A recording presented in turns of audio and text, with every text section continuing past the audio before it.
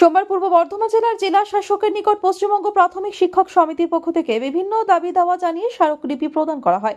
তাদের দাবিগুলির মধ্যে উল্লেখযোগ্য হল অবিলম্বে বাজার দর অনুযায়ী ছাত্রপিছু দৈনিক বরাদ্দ বৃদ্ধি, মিড ডে মিলের রাঁধুনিদের মাসিক সামান্যিক বৃদ্ধির দাবি জানানো হয়। সোমবার পূর্ব বর্ধমান জেলার জেলা শাসকের নিকট পশ্চিমবঙ্গ প্রাথমিক শিক্ষক সমিতির পক্ষ থেকে বিভিন্ন দাবি দাওয়া জানিয়ে স্মারকলিপি প্রদান করা হয়। তাদের দাবিগুলির মধ্যে উল্লেখযোগ্য হল অবিলম্বে বাজার দর অনুযায়ী ছাত্রপিছু দৈনিক বরাদ্দ বৃদ্ধি, মিড ডে মিলের রাঁধুনিদের মাসিক সামান্যিক বৃদ্ধির দাবি জানানো হয়।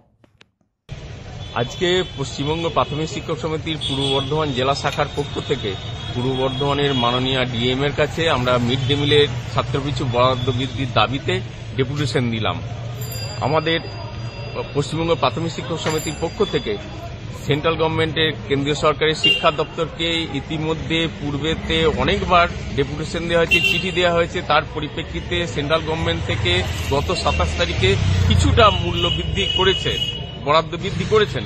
সেটা সামান্যই, যত সামান্য, মাত্র 74 পয়সা। কিন্তু বাজার দর অনুযায়ী ওই পয়সা দিয়ে 6 টাকা 19 পয়সা দিয়ে ছাত্রছাত্রীদের সঠিক পুষ্টিকর খাবার দেওয়া সম্ভব নয়। তার বিরুদ্ধে আমরা গত 30 তারিখে প্রধানমন্ত্রী দপ্তরে আবার চিঠি করেছি এবং প্রত্যেকটা জেলায় ডিএম এর কাছে আমরা ডেপুটেশন দিচ্ছি বাজার দর অনুযায়ী বরাদ্দ বৃদ্ধির জন্য, ছাত্রপিছু বরাদ্দ বৃদ্ধির দাবি জানিয়ে। আজকে এইভাবে পূর্ব বর্ধমানেতেও আমরা সেই রকম ডেপুটেশন দিলাম।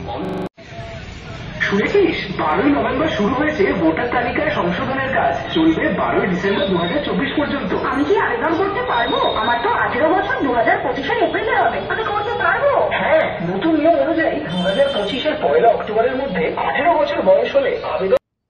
পূর্ব বর্ধমান থেকে কৃষ্ণ সাহা রিপোর্ট, আনন্দ বার্তা।